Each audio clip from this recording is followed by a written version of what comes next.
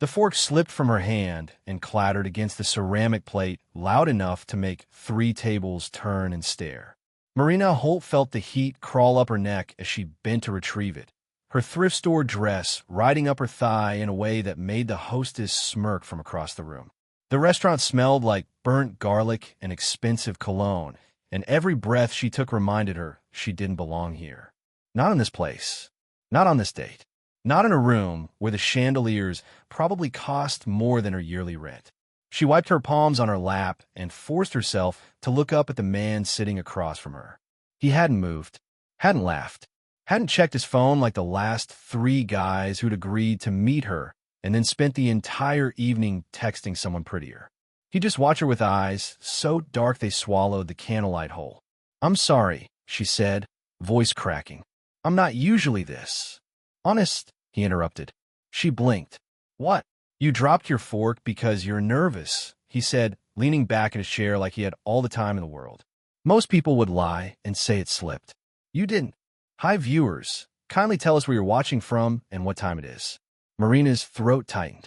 She hated how transparent she was, how easy it was for strangers to read the shame she wore like a second skin.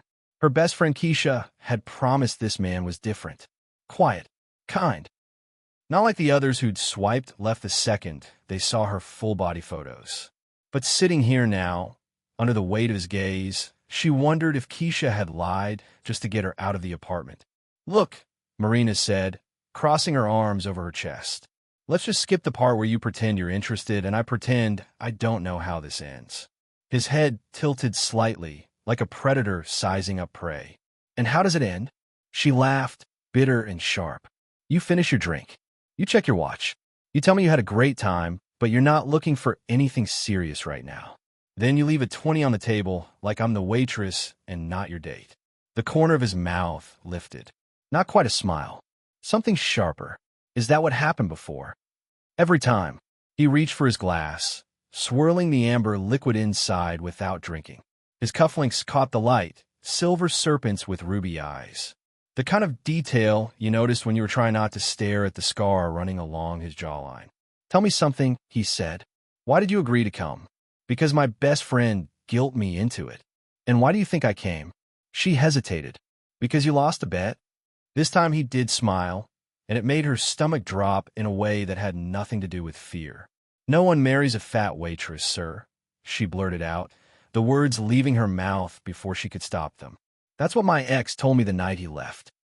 So if you're here because you feel sorry for me, or because Keisha promised you I'd be easy, you can save us both the trouble and just go." The silence that followed was thick enough to choke on. She waited for him to stand, to throw cash on the table, to prove her right like every man before him. Instead, he leaned forward, elbows resting on the table, and when he spoke his voice was low enough that she had to strain to hear it. "Let's prove them wrong." Her breath caught. "What?" "Your ex. Every person who made you believe you're not worth fighting for." His eyes locked onto hers, and for the first time all night, she felt seen in a way that terrified her. "Let's make them choke on their opinions," Marina Holt. She opened her mouth to respond, but no sound came out. He stood then, pulling a black card from his wallet and placing it on the table without looking at the bill. "I'll see you again," he said. "Not a question. A promise. Wait, I don't even know your name." He paused at the edge of the table, glancing back over his shoulder. "Call me Silas." Then he walked out into the rain, leaving her sitting alone in a restaurant full of strangers who were still staring. And for the first time in years, Marina didn't feel invisible. She felt dangerous. Would you have stayed after hearing that line? Or would you have walked out thinking he was crazy? Drop your answer below, because what happens next will make you question everything you thought you knew about fate. The flowers arrived 3 days later, wrapped in black ribbon like a funeral bouquet. Marina stood in the doorway of her studio apartment, staring at the white roses someone had left on her doormat while she'd been at work. No card, no return address, just 15 perfect blooms and a note tucked inside the ribbon, written in handwriting so precise it looked typed. "For the woman who reminded me what honesty feels like. S." Her hands shook as she carried them inside, kicking the door shut with her heel. The apartment was barely big enough for a bed and a kitchen table, but she'd made it hers with secondhand furniture and fairy lights strung across the ceiling. It smelled like lavender detergent and the Chinese takeout she'd eaten for dinner 4 nights in a row. She set the flowers on the counter and pulled out her phone, fingers hovering over Keisha's contact. But what would she even say? The guy from the blind date sent me flowers that looked like they cost more than my car, and now I'm either flattered or about to be murdered. Before she could decide, her phone buzzed with a text from an unknown number. Unknown. Did they arrive safely? Her pulse spiked. She typed back fast, adrenaline kicking in. Marina, how did you get my number? Unknown. Your friend Keisha gave it to me. She said you'd panic if I didn't explain. Marina, I'm not panicking. Unknown. You're standing in your kitchen, holding your phone with both hands. That's panic. She spun around, scanning the windows. They faced a brick wall. No one could see in, which meant, Marina, are you watching me right now? Unknown, no, but I know you well enough to guess. Her stomach flipped. She didn't know if she should be charmed or call the police. Marina, why the flowers? Unknown, because you deserve something beautiful. And because I wanted you to know I meant what I said. Marina, about proving people wrong? Unknown, about everything. She sat down hard on the edge of her bed, heart hammering against her ribs. 3 days ago, she'd convinced herself the date was a fluke, that Silas was just another man playing games. But the flowers felt different. The note felt different. Everything about him felt like standing too close to a fire. Her phone buzzed again. Unknown, I'd like to see you again. Dinner. Tomorrow night. Somewhere quieter this time. Marina, I work tomorrow night. Unknown, then I'll wait. She stared at the screen, fingers frozen over the keyboard. Every logical part of her brain screamed to block the number and throw the flowers in the trash. But the part of her that had been invisible for so long, the part that wanted to believe someone saw her, whispered something else. Marina, why me? The typing bubble appeared. Disappeared. Appeared again. Unknown, because you once saved someone I couldn't.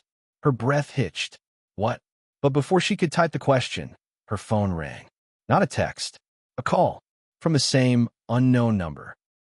She answered on the third ring, pressing the phone to her ear. Hello. Marina. His voice was rougher over the phone, like gravel wrapped in silk. I need you to trust me. I don't even know you. Not yet, he said. But you will. That's not how trust works. Then let me earn it. She closed her eyes, gripping the phone tighter. Who are you, Silas? The pause that followed stretched, so long she thought he'd hung up. Then he said, someone who owes you more than flowers. The line went dead. Marina sat there in the silence of her apartment, staring at the white roses on her counter, and realized with absolute certainty that her life had just split into two versions. The one where she ignored him and stayed safe, and the one where she followed him into the fire. She wasn't sure which one scared her more. Have you ever met someone who made you feel seen, and that terrified you more than being ignored? Tell me in the comments, because Marina's about to find out that some debts are paid in blood. The text came at 2 in the morning. Marina jolted awake, phone screen glowing in the dark like a warning flare. She squinted at the message, pulse already racing before her brain could catch up. Silas, are you awake? She shouldn't answer. It was the middle of the night. She had to be at the restaurant in 5 hours. But her fingers moved on their own. Marina, I am now. What's wrong? Silas, nothing. I just wanted to hear your voice. Her heart did something complicated in her chest. She pressed the phone to her ear as it rang, and when he answered, she could hear the city, sounds behind him, traffic, distant sirens, the hum of a world that never slept. Where are you? She asked, voice rough with sleep. Driving. At 2 in the morning. I don't sleep much. She pulled the blanket up to her chin, curling into herself. Why not? Because the things I've done don't let me. The confession landed heavy between them. She should have been scared, should have hung up and blocked his number. But instead she found herself asking, what did you do? Nothing I regret, he said, but plenty I can't undo. She traced patterns on the blanket with her finger, trying to picture him. Was he in a suit? Jeans? Was he alone? You're not going to tell me, are you? Not yet. Why not? Because once you know, you'll look at me differently. Maybe I want to.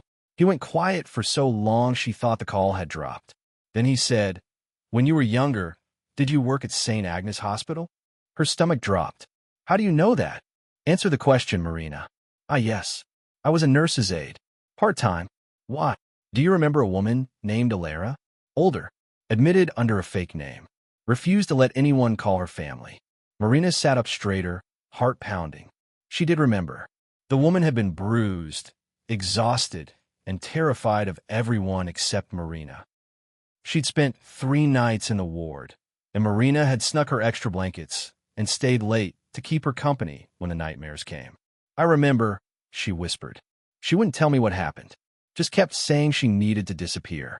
"That woman was my mother." The air left Marina's lungs in a rush. "You sat with her when she woke up screaming," Silas continued, voice rough. "You held her hand and told her she was stronger than she looked. You didn't ask questions, didn't report her. You just stayed." Marina's eyes burned.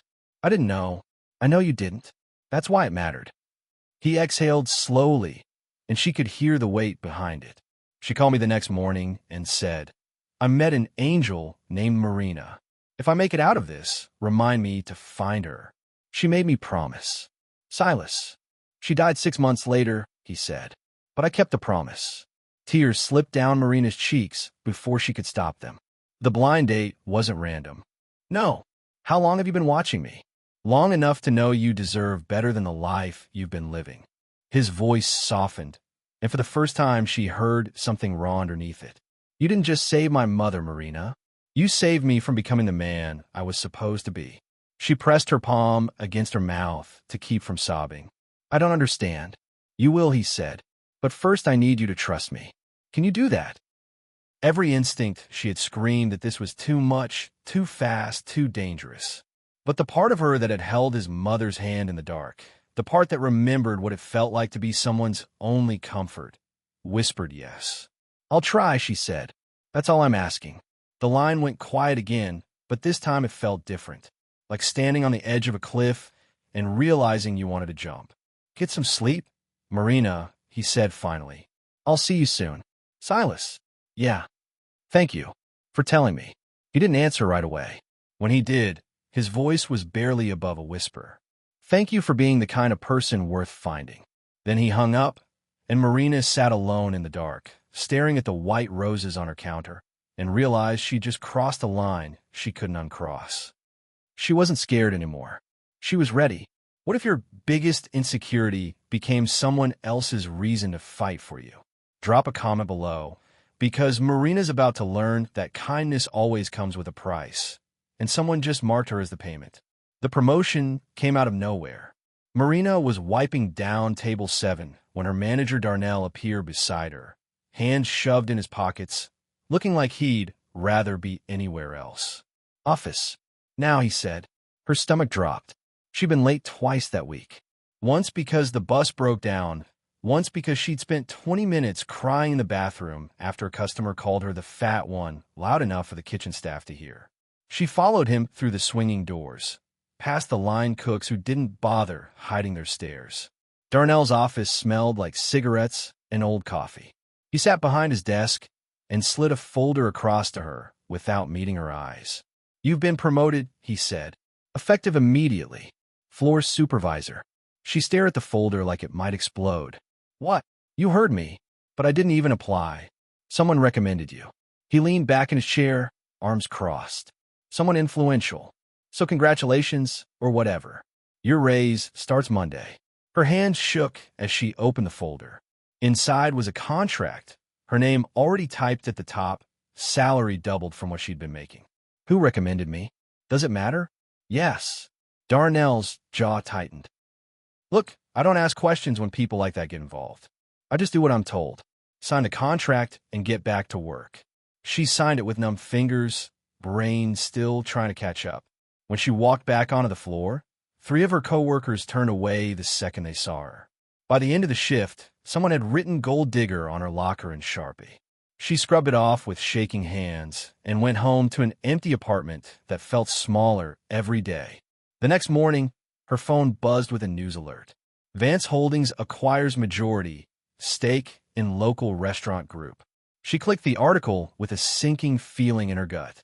The photo at the top showed a man in a tailored suit standing outside a boardroom, surrounded by lawyers. Dark hair, sharp jaw, eyes that could cut through steel. Silas Vance, heir to the Vance Empire. Net worth estimated in the hundreds of millions.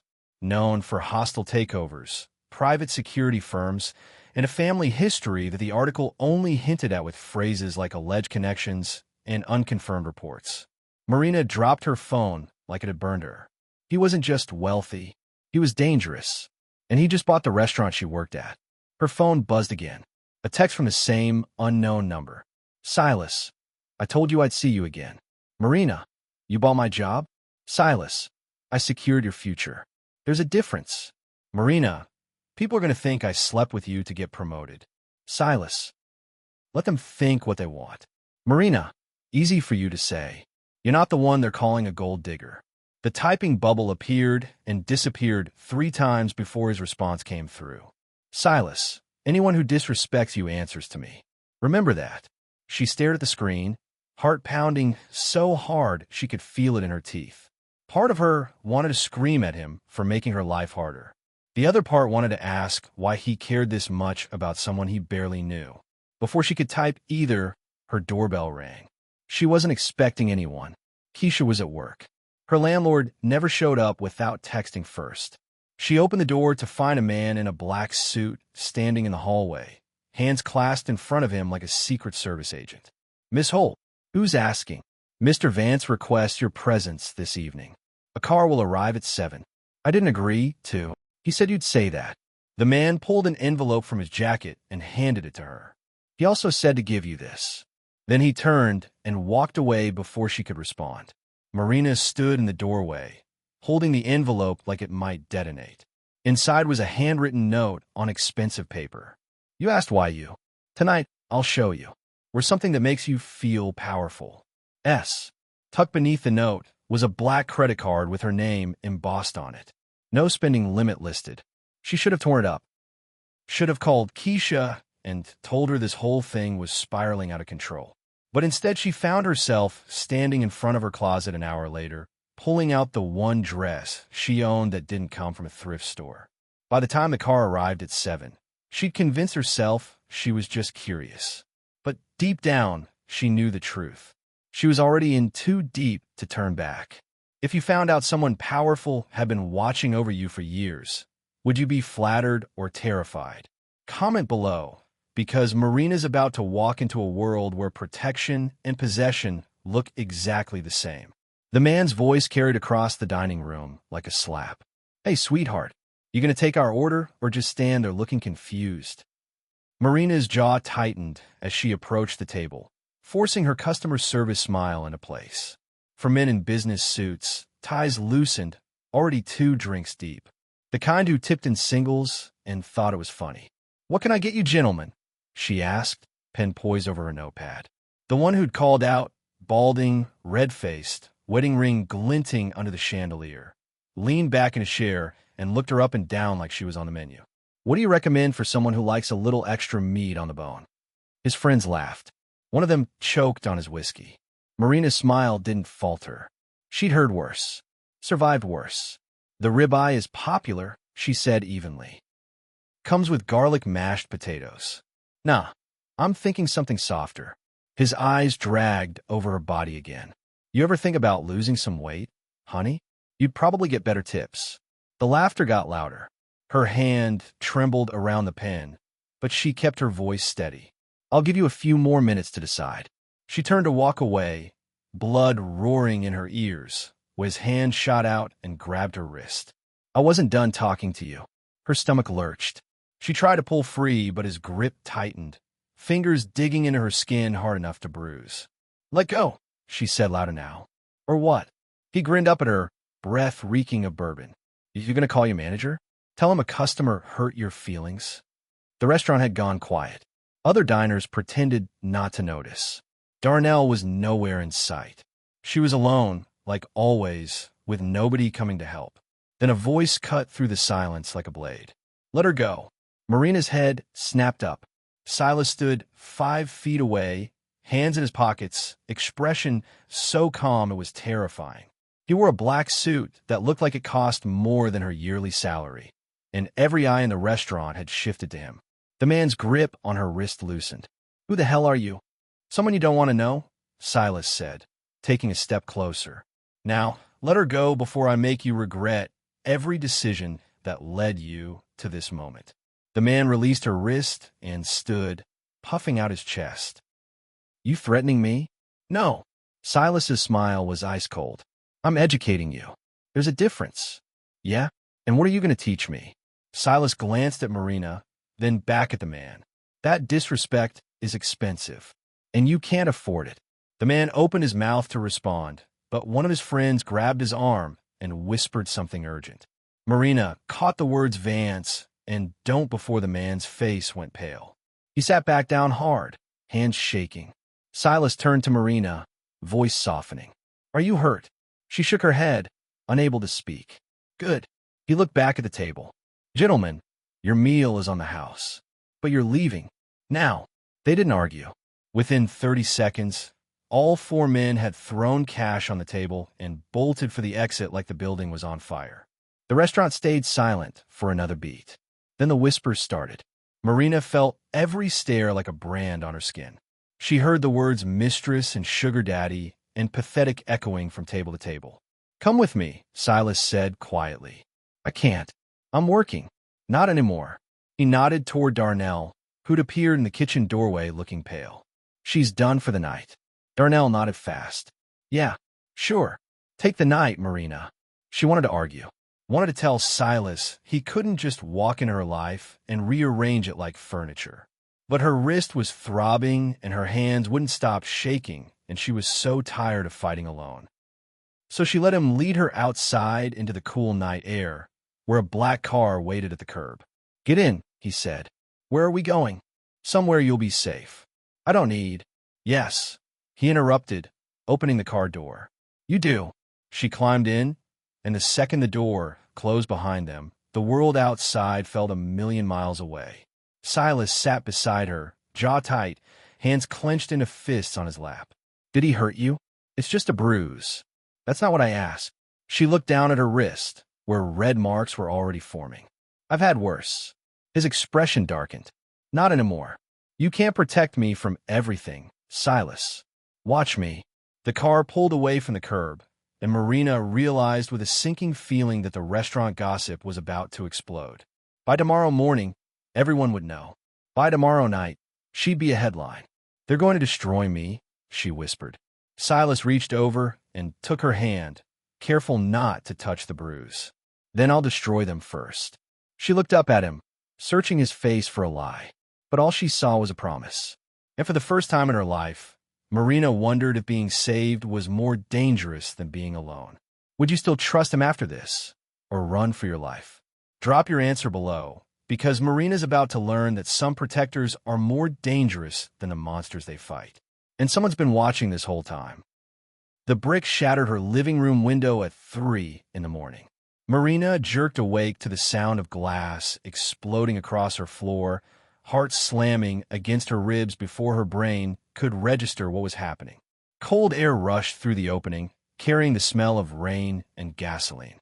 She scrambled out of bed, feet hitting shards that bit into her skin, and that's when she saw it. The brick on her floor, wrapped in newspaper. Her hands shook as she picked it up, blood from her cut feet, leaving prints on the white pages.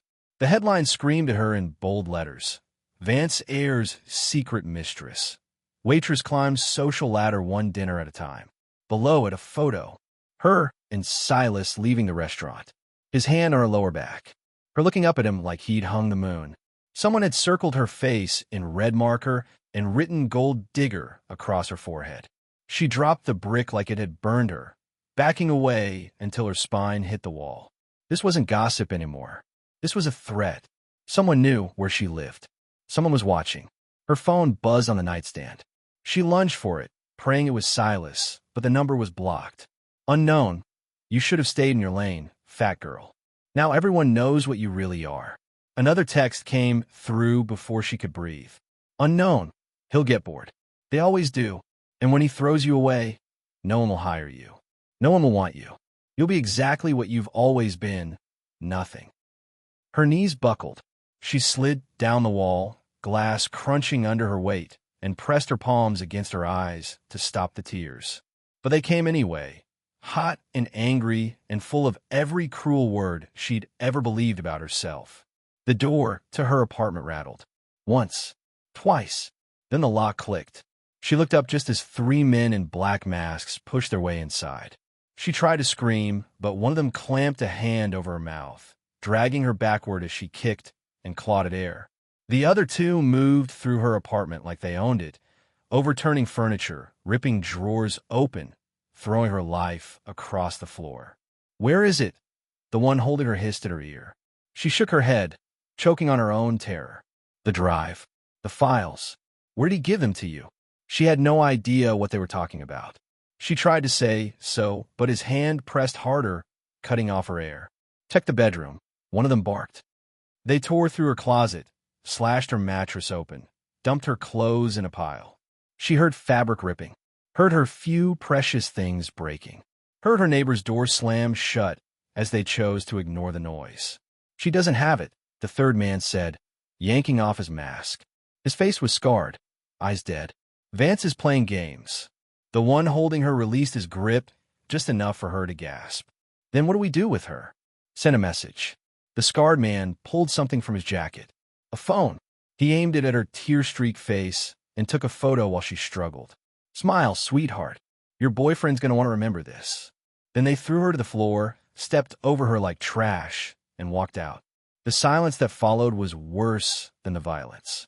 Marina lay there in the ruins of her apartment, bleeding and shaking, and realized with bone-deep certainty that she'd been dragged into a war she didn't understand. And the only person who could save her was the same person who'd painted the target on her back. Her phone buzzed one more time. "Unknown. Next time, we won't just take pictures." She closed her eyes and prayed Silas would find her before they came back to finish what they started. Would you still trust him after this, or would you run and never look back? Tell us in the comments, because what happens next will test everything Marina thought she knew about survival. Don't forget to subscribe and turn on notifications so you don't miss the next chapter. And share your thoughts below to inspire others who might be facing their own impossible choices. She woke up in a room made entirely of glass. For a second, Marina thought she was dead. The ceiling stretched 15 feet high, floor-to-ceiling windows overlooking a city she barely recognized from this angle.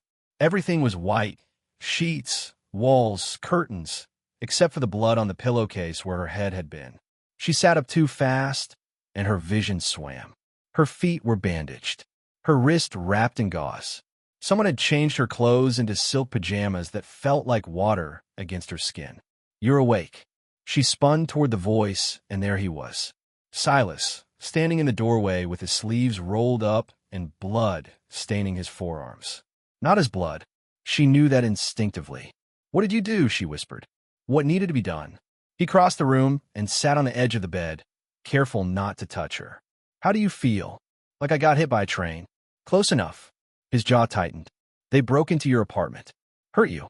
"Sent me photos while I was in a meeting." Her stomach dropped. "What kind of photos?" "The kind that made me leave 3 board members bleeding on the conference table." She stared at him, trying to reconcile the calm man in front of her with the violence he was confessing. "You can't just—" "I can," he interrupted. "And I did. Anyone who touches you answers to me, Marina. I told you that, but I didn't ask you to. You didn't have to." He finally reached out, brushing a strand of hair from her face with fingers that smelled like gunpowder and expensive soap.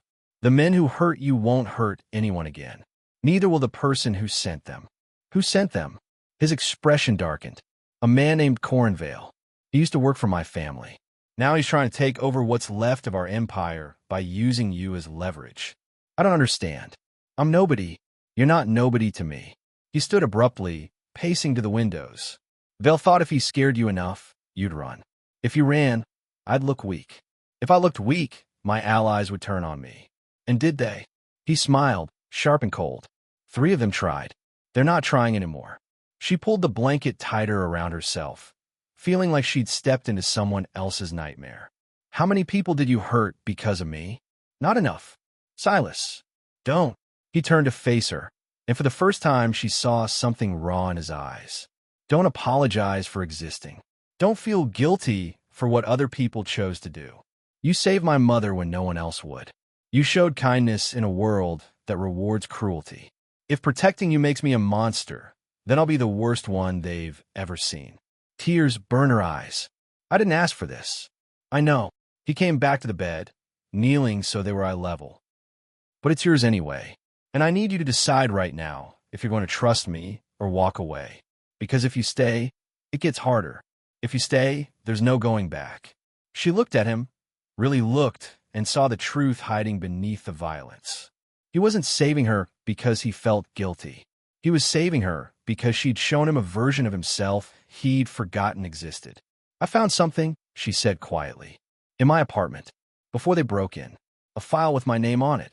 His expression went carefully blank. What file? One from years ago. Hospital records. Notes about your mother. And a photo of me. She met his eyes. How long have you been watching me, Silas? The silence stretched so long she thought he wouldn't answer. Then he said, since the day you held my mother's hand and told her she was stronger than she looked. I made a promise to find you, to repay the debt. But when I finally did, he stopped, jaw working.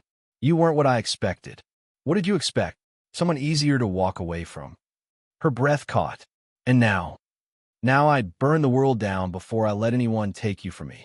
She should have been terrified. Should have run screaming from this glass tower and the man who'd turned her life into a war zone. But instead she found herself reaching out and taking his blood-stained hand in hers. Then don't let them, she whispered. He squeezed her hand once, then stood. Get some rest. We leave for the gala tomorrow night. What gala? The one where I introduce you to everyone who thinks they can use you against me. His smile was all edges.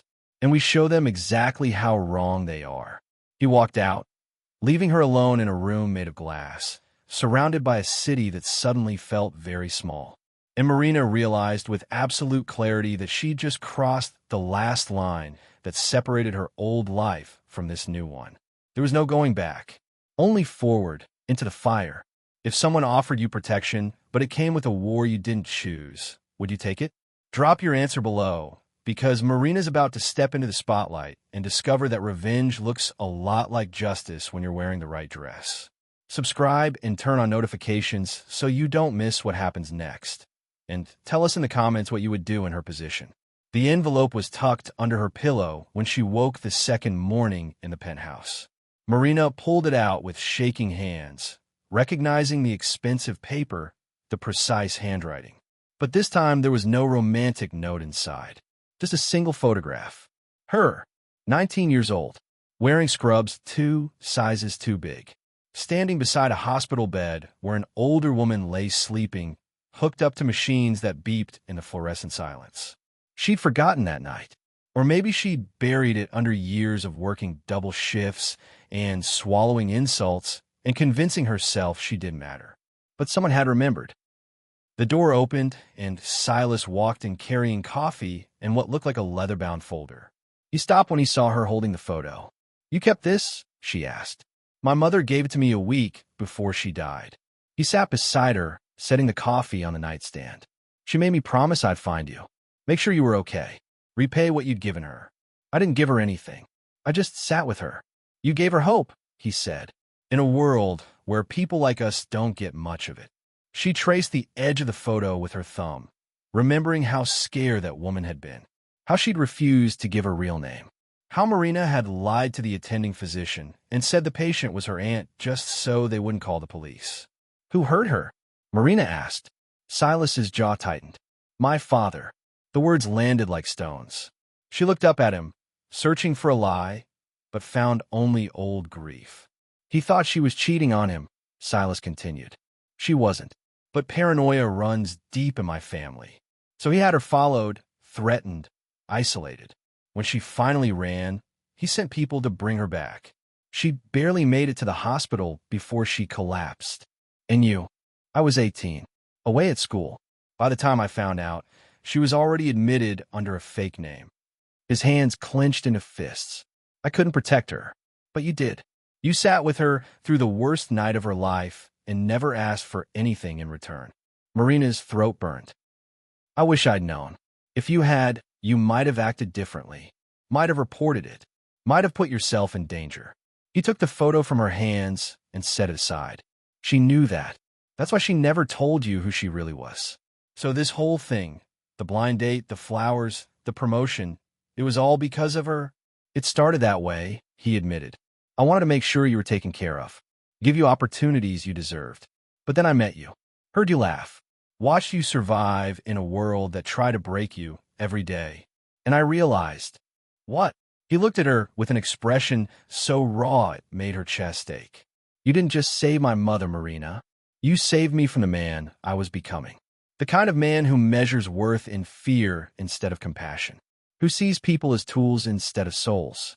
You reminded me that kindness isn't weakness. It's the only thing that matters when everything else burns down. She couldn't breathe, couldn't think past the weight of what he was saying. The gala tonight, he continued, opening the leather folder. Everyone who matters will be there, Corin Vale included. He's going to expect me to hide you, to be ashamed of what people are saying. But I'm not. He pulled out a printed invitation with her name embossed in gold. Marina Holt, guest of honor. She stared at it, hands trembling. You want me to stand in front of everyone who called me a gold digger and, what? Smile.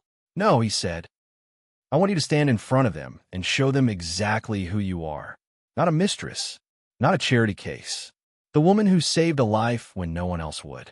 The woman I chose because she's stronger than all of them combined. Tears slipped down her cheeks before she could stop them. What if they destroy me? Then I'll destroy them first. He took her face in his hands, thumbs brushing away the tears. I know I've dragged you into a war you didn't ask for. I know I've made your life harder. But I need you to believe me when I say this. You're not alone anymore. You'll never be alone again. She wanted to argue, wanted to tell him this was too much, too fast, too dangerous. But looking into his eyes, she saw the same fear she carried. The fear of being abandoned. The fear of not being enough. And she realized they'd been saving each other all along. Okay, she whispered. I'll do it. He smiled. A real smile this time. Not the dangerous one he wore like armor. Then let's prove them wrong. He stood and pulled her to her feet, steadying her when she swayed. There's a dress in the closet. Shoes. Everything you'll need. My assistant will help you get ready. Silas. He paused at the door. Yeah. Thank you for remembering your promise. His expression softened. Thank you for being worth remembering. Then he left, and Marina stood alone in a room full of sunlight, holding an invitation that felt like a weapon, and realized she was about to walk into the fight of her life. Not for survival, for dignity. What would you wear to face the people who tried to destroy you? Armor or elegance? Tell us in the comments, because Marina's about to step onto a battlefield dressed in silk and prove that quiet strength is the loudest revenge. Subscribe and hit the notification bell so you don't miss the moment she takes back her power. And share this with someone who needs to hear that they're worth fighting for. The elevator doors opened to a sea of diamonds and judgment. Marina stepped into the ballroom on legs that threatened to buckle, Silas's hands steady at the small of her back. Every head turned. Every conversation stopped. The chandeliers overhead burned bright enough to expose every flaw, every curve, every reason people had whispered she didn't belong. But the dress, God, the dress. Floor-length black silk that moved like water, fitted at the waist, cut low enough to make a statement without begging for approval. Her hair pulled back in a way that showed her face instead of hiding it.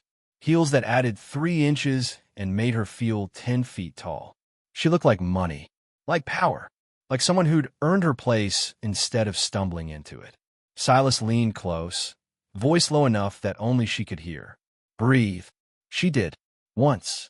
Twice, then lifted her chin and walked forward.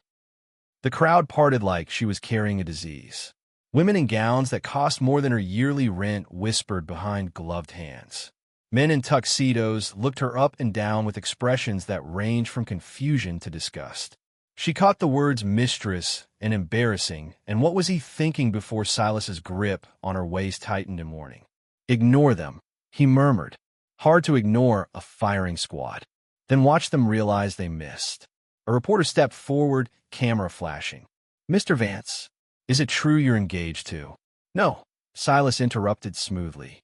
"We're not engaged." Marina's heart dropped. The whispers got louder. She started to pull away, but his hand locked her in place. "We're partners," he continued, voice carrying across the ballroom. "Marina Holt is the director of the Vance Foundation's new humanitarian division. She'll be overseeing programs that support women who've been marginalized, overlooked, or judged for circumstances beyond their control." The room went silent. Marina's breath caught.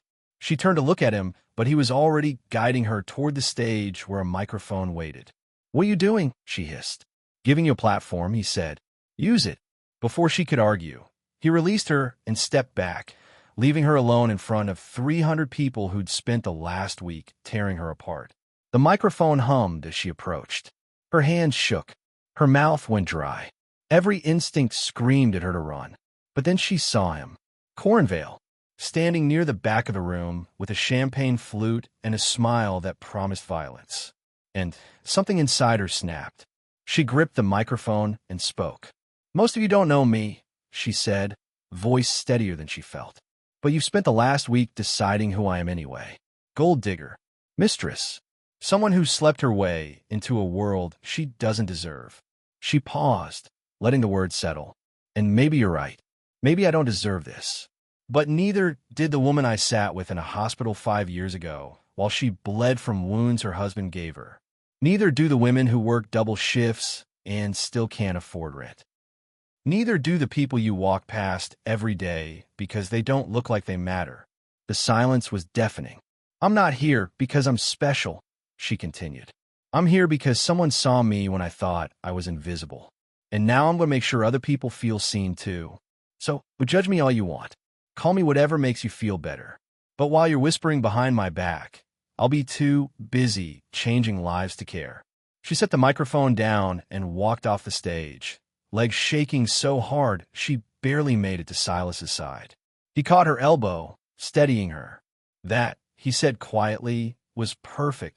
Across the room, Cornvale set down his champagne and walked out. The crowd erupted into whispers again, but this time they sounded different. Uncertain, almost respectful. A woman in a cream gown approached, hand extended. "Miss Holt, I'd like to discuss a donation to your foundation." Another followed, then another. Within minutes, Marina was surrounded by people who'd ignored her existence 30 seconds ago, now falling over themselves to be associated with her vision. Silas watched from a distance, arms crossed, expression unreadable. And Marina realized with stunning clarity that she'd just won a war she didn't know she was fighting. Not with violence, not with money, with the truth. If you were standing where they once mocked you, what would you say to them now? Share your answer below, because Marina just proved that the best revenge is becoming everything they said you couldn't be. Subscribe and turn on notifications so you never miss a story like this. And tell someone in the comments that they're worth more than the world makes them believe. The restaurant opened on a Tuesday morning in April, 6 months after the gala. Marina stood outside the glass doors, staring at the sign that hung above the entrance in brushed gold letters. Proof. Silas stood beside her, hands in his pockets, watching her face instead of the building. Having second thoughts. "Third and fourth ones too," she admitted. "What if nobody comes?" "They'll come. What if I fail?" "You won't." She looked up at him, searching for doubt, but found only the same quiet certainty he'd shown her since the night everything changed. "How do you know?" "Because you don't fail the people who matter to you." He nodded toward the doors. "Ready?" She wasn't, but she pushed them open anyway. Inside, the restaurant looked nothing like the place she'd worked before. The tables were arranged in a circle instead of rows, so no one sat with their back to the room. The walls were covered in framed quotes from women who'd rebuilt their lives after the world tried to break them. And on every plate, embossed in gold around the rim, were the words she'd said on their first date. "No one marries a fat waitress, sir. Let's prove them wrong." The kitchen staff. 12 women who'd been hired not despite their pasts, but because of their strength, moved with practiced efficiency. Former addicts, abuse survivors, women who'd aged out of foster care with nowhere to go. each one trained, paid fairly, and given the dignity of work that mattered. The first customer arrived at 11. Then, 3 more. By noon, every table was full. Marina moved through the dining room in a simple black dress. No apron this time, greeting guests and listening to their stories. A single mother who'd just gotten custody back. A woman celebrating 6 months sober.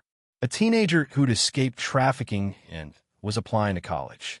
Each one left with a full stomach and a card that read, "You are proof that survival is victory." By evening, Marina stood at the window watching the city lights flicker on, exhausted and exhilarated in equal measure. Silas appeared beside her, 2 glasses of wine in hand. "You did it," he said, handing her one.